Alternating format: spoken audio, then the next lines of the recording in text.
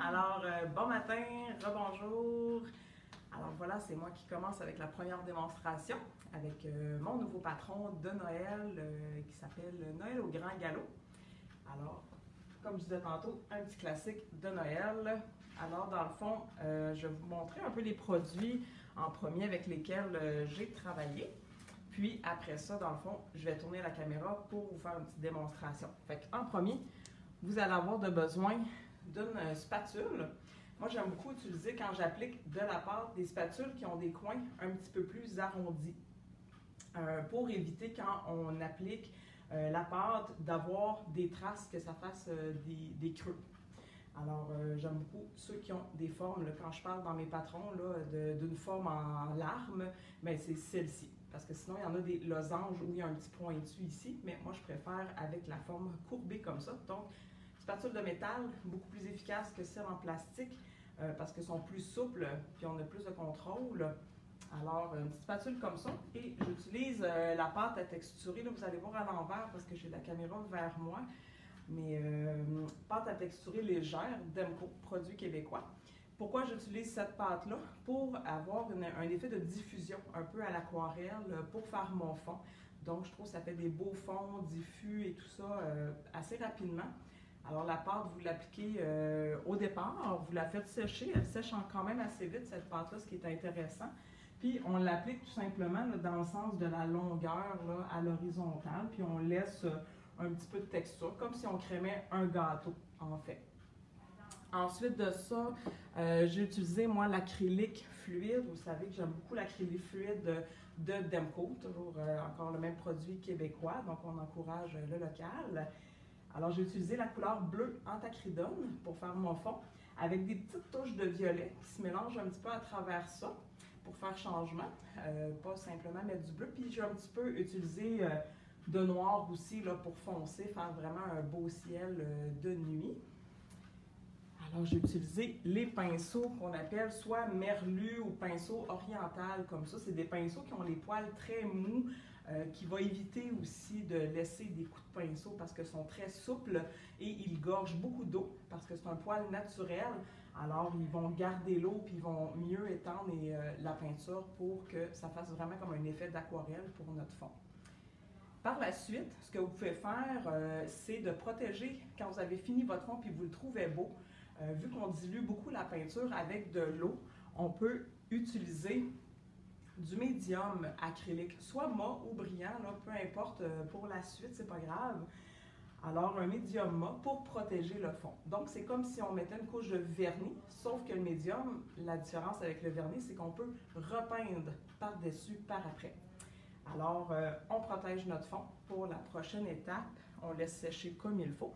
Et là, ensuite, ben là, avec des plus petits pinceaux et mon noir, ben en fait, c'est que je mets la couleur or à l'acrylique sur ma lune. J'en mets assez épais pour la texturer. Je vais appliquer aussi de la feuille d'or. Dans la feuille d'or, j'aime beaucoup utiliser les produits de Mona Lisa. Comme ça ici, on a l'adhésif qui est la colle et le scellant qui va sceller la feuille d'or et lui éviter de s'oxyder à long terme. Et c'est plus facile aussi après ça de repeindre sur la feuille d'or quand on applique le scellant.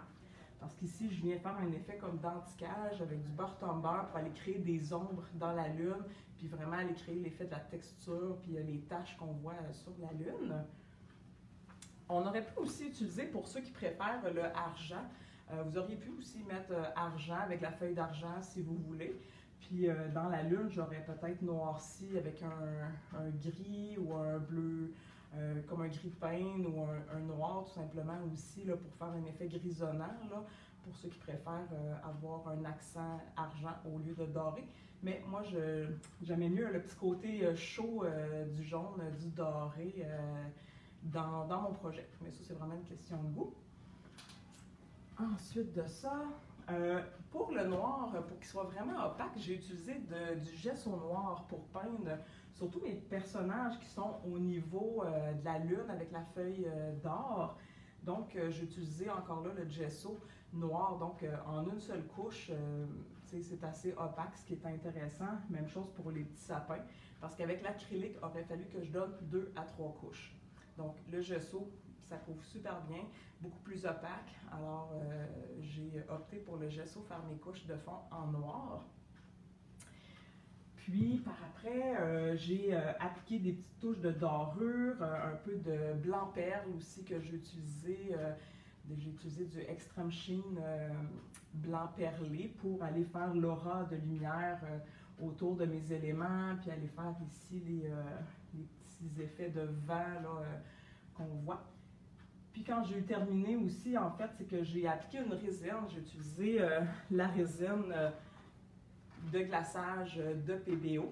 Le glaçage, c'est qu'elle donne un effet d'épaisseur, comme si on avait mis une vitre devant. Puis avant que ça sèche, j'ai saupoudré des petites paillettes dans ma résine, puis j'ai repassé ma spatule pour vraiment les faire rentrer dedans. Alors, je vais tourner ma caméra, puis je vais vous montrer quelques petites démonstrations là, de comment j'ai appliqué mes couleurs et tout ça, qu'est-ce que j'ai fait. Alors, j'ai déjà commencé à appliquer mes couleurs pour qu'ils sèchent, là, que je puisse avancer et vous montrer le fond. Donc, avec de l'eau, j'ai tout simplement vaporisé la toile. Ce qui est important, c'est vraiment de travailler pendant que c'est humide. Pour la première étape, vous avez juste besoin de garder votre lune. Et vous voyez, avec les pinceaux, là, en fait, tout simplement, on fait un mouvement de va-et-vient. On peut passer sur la lune ou la contourner, mais bref, moi, je vais l'essuyer après pour aller rechercher la lumière. Donc, je mettais du bleu ici et là, et après ça, je mettais des petites touches de mauve comme ça, tout simplement.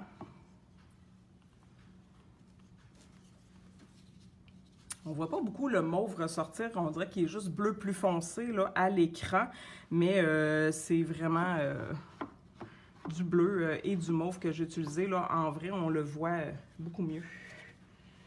Et là, ensuite, je viens tout simplement là, étendre là, mes couleurs comme ça pour les mélanger, mais sans trop non plus. Là.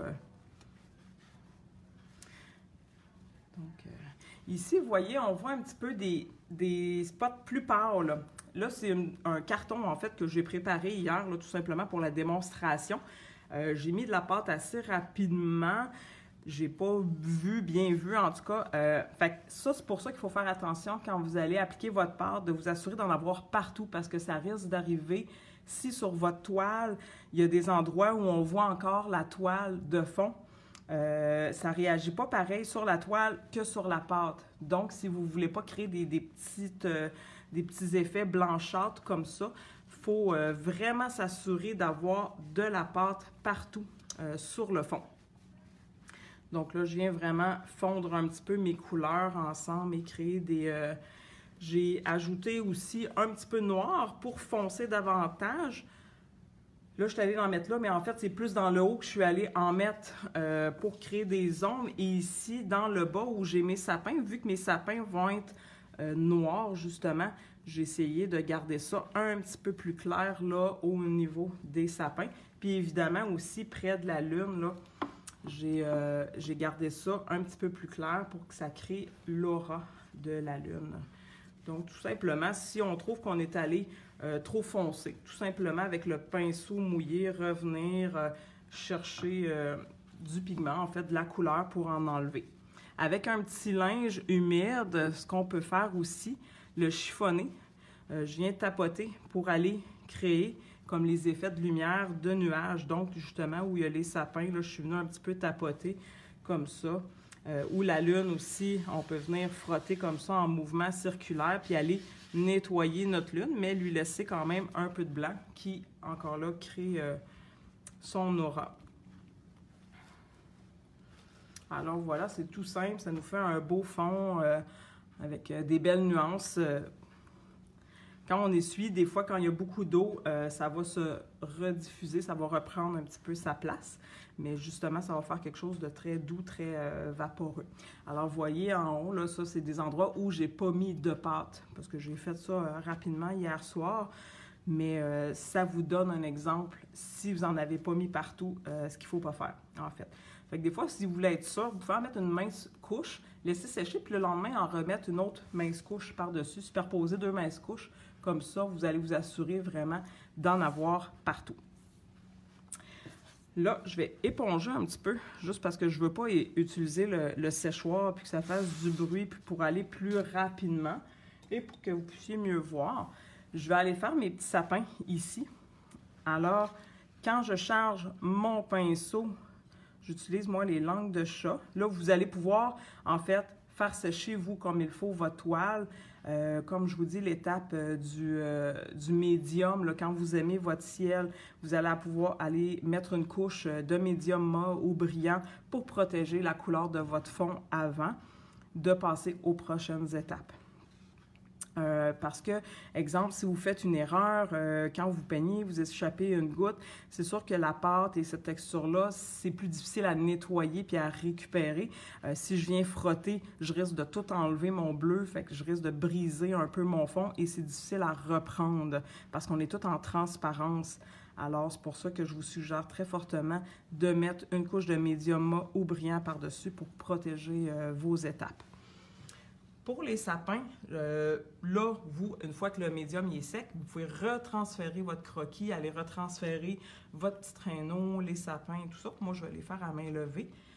Je commence toujours par faire la ligne du tronc pour me donner une idée. Et si vous chargez bien la tranche de votre pinceau avec le plat, vous allez tout simplement aller venir peindre des petites touches comme ça pour aller créer l'effet des aiguilles. Puis quand on regarde un sapin à l'extérieur, souvent on a tendance à aller faire un sapin de Noël avec les petits traits comme ça par en bas, mais quand on se met à observer comme il faut, les branches en haut, ils montent par en haut. Mais c'est ça, c'est aussi correct là, de le faire par en bas, là, ça fait un effet plus stylisé, mais pour donner un effet un petit peu plus réaliste, c'est à l'inverse, c'est par en haut. Et plus les branches sont vers le bas de l'arbre, bien là, avec le poids, vu qu'ils sont plus grands, là, ils redescendent vers le bas. Mais là, nous, dans notre projet ici, on voit le top tout simplement des sapins, on voit...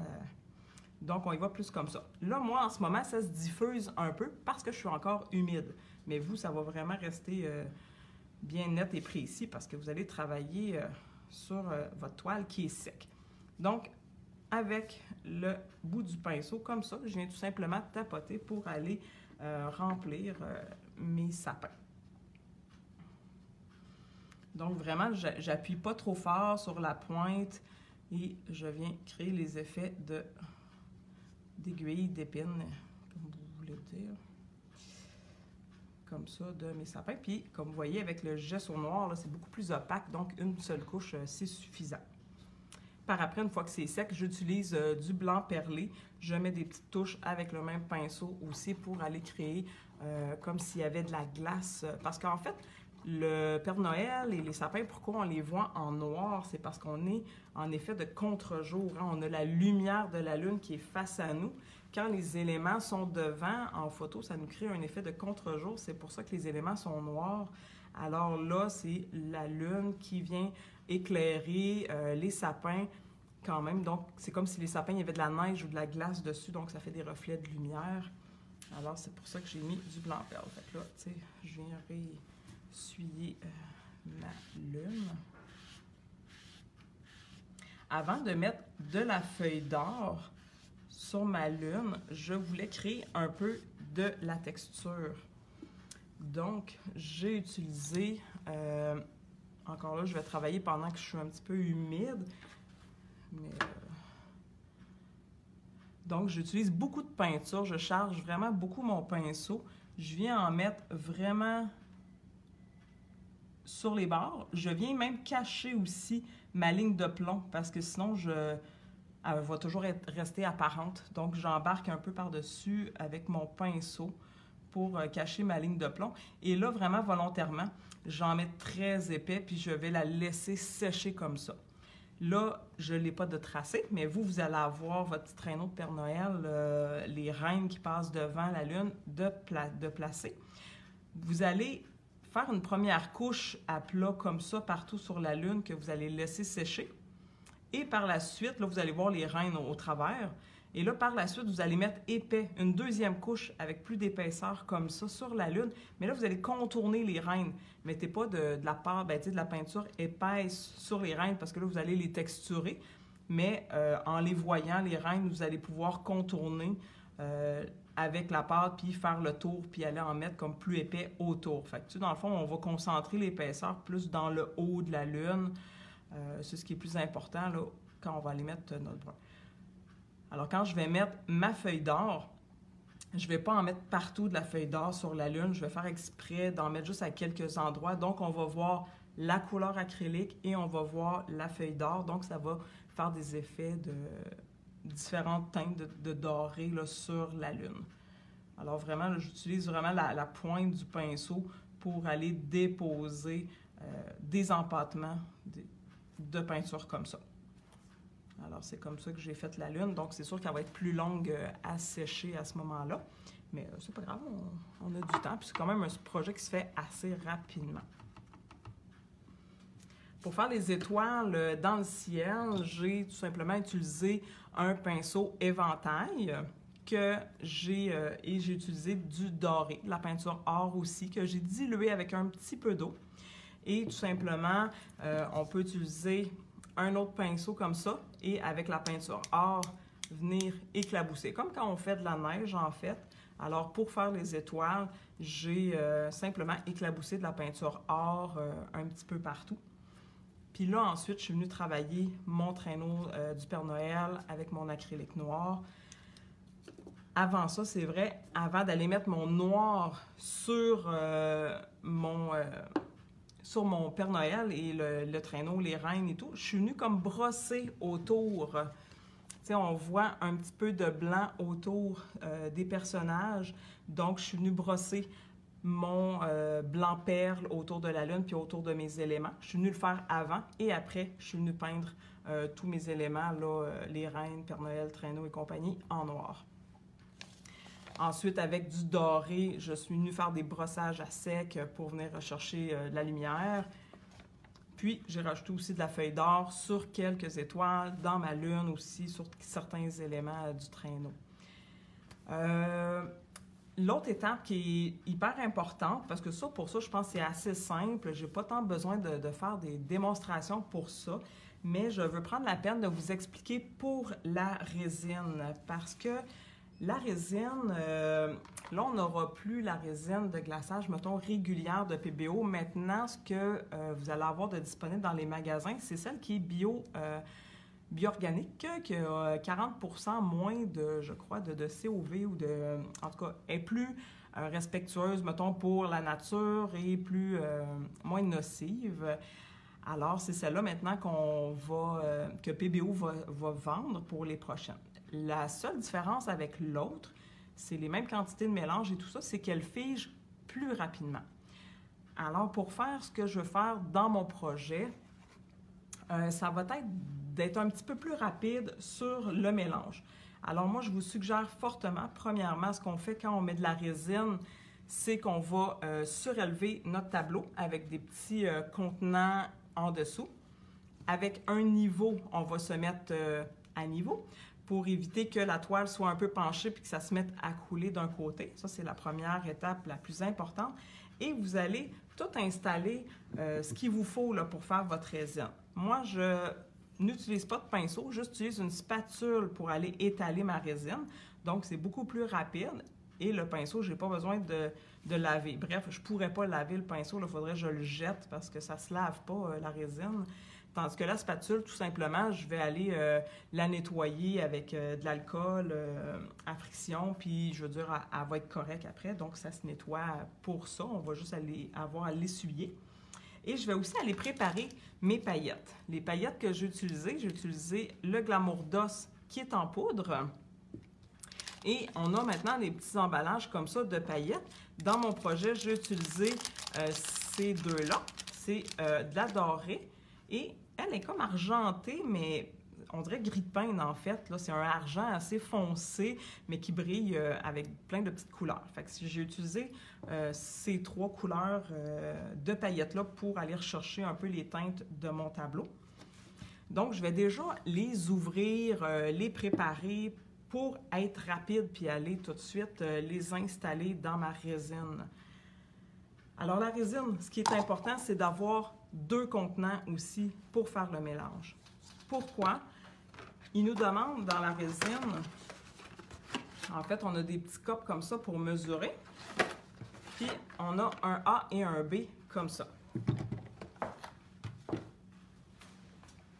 Alors, je vous suggère aussi les petites mesures là.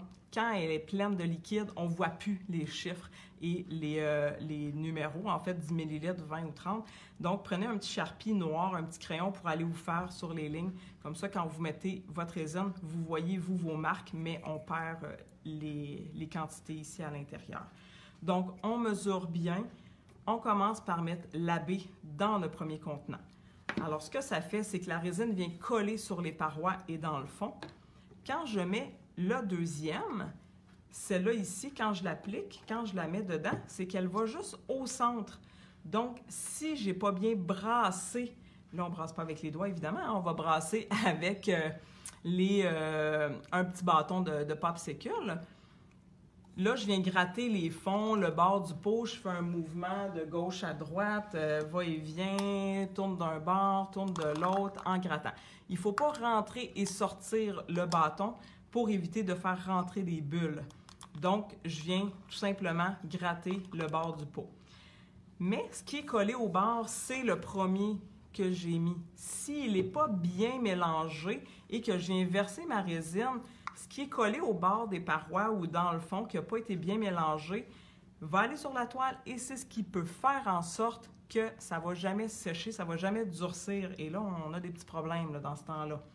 Alors, pour s'assurer que ce soit bien mélangé, je brasse 2 minutes. Avant l'autre résine, on disait brasser au total un 5 minutes, mais là, vous allez vraiment 2 minutes dans un, pas plus. Fait que vous mettez un chronomètre, je transvide dans mon autre contenant. Donc, ce qui n'est pas bien brassé, je le jette celui-là.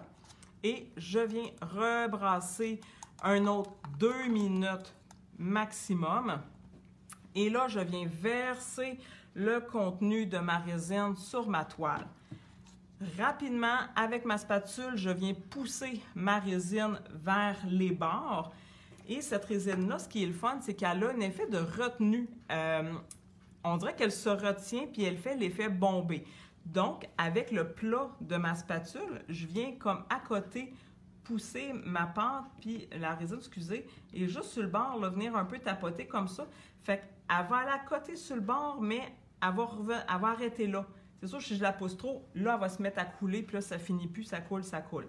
Fait que là, vous faites attention, vous poussez comme il faut sur le bord, puis là, vous venez vraiment juste sur le bord, puis avec la pointe, des fois aussi, on peut venir jouer un peu pour vraiment qu'elle accote sur les bords. Mais il ne faut pas taponner trop longtemps, je vous le dis tout de suite, sinon, elle va vous figer dans les mains, puis c'est sûr que ça ne sera pas beau parce qu'on va voir les bariolages là, de votre application.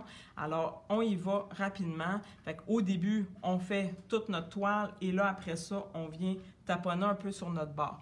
Aussitôt qu'on a fini ça, là, j'ai utilisé, dans le fond, j'ai saupoudré comme ça en tapotant. Ou si vous êtes moins à l'aise, mettez-vous-en dans votre main et allez vraiment, là, comme quand vous mettez du petit sel là, sur votre repas. Ensuite, même chose avec ces paillettes-là, j'en ai mis, tu sais, mon pot il est déjà ouvert, donc je suis prête à l'emploi, j'en prends puis je viens en mettre un peu. Puis juste avant de terminer, je viens juste passer un peu ma spatule dans ma résine, juste pour faire rentrer un peu les brillants, les paillettes un petit peu dans la résine pour qu'il y en ait à différents niveaux. Puis c'est toute là, la beauté des petits brillants dans la résine là, qui fait en sorte qu'on a l'impression qu'ils volent parce qu'ils ne sont pas à côté sur le fond de la toile. Ils vont vraiment être en suspension dans la résine et ça donne un effet vraiment magique, magnifique. Alors, c'est pas mal ça pour moi, pour la démonstration. J'espère que vous allez avoir beaucoup de plaisir à faire ce projet-là. Si vous voulez, gênez-vous pas non plus. On a 2 journées, bien une journée en fait, un samedi que nous on appelle journée de Noël là, avec nos élèves. Il nous reste quelques places avec moi et Carole. Je crois que José, son cours il est complet. Mais dans le fond, c'est comme un séminaire d'une journée là, de 9h à 4h. Tout simplement, c'est que c'est une journée où on fait des projets de Noël, fait que ça vous coûte un certain montant pour la journée. Tout le monde s'installe, on met de la musique de Noël Tout le monde, on peint des projets de Noël, c'est la seule obligation de cette journée-là. Puis nous, on est là un peu comme un atelier libre qui dure toute une journée et qui vous... dans le fond, c'est que on oblige les gens de faire des projets de Noël pour être dans l'ambiance. Alors, c'est comme un peu une façon à nous de fêter Noël avec vous, nos élèves. Donc, appelez rapidement si vous voulez vous inscrire parce qu'il reste quelques places. Donc, c'est un samedi, je crois que c'est le 24 novembre. Là. Souvent, c'est proche de, tu sais, comme le 25 novembre, là, comme le Noël des campeurs. Là, c'est au mois de novembre, mais je pense que c'est le 28 là, pour que ça tombe un samedi. Donc, si ça vous tente, téléphonez en boutique pour réserver votre place. Merci beaucoup à tout le monde d'avoir été là, de nous suivre aujourd'hui. On est bien heureux de vous avoir avec nous et ça nous fait un grand plaisir de partager toutes nos techniques, nos projets avec vous. Là, on aime vraiment ça. Puis, vraiment, le fait que vous soyez là ce matin, ça nous démontre vraiment votre intérêt, puis ça nous donne envie de continuer. Alors, je vous souhaite une bonne journée.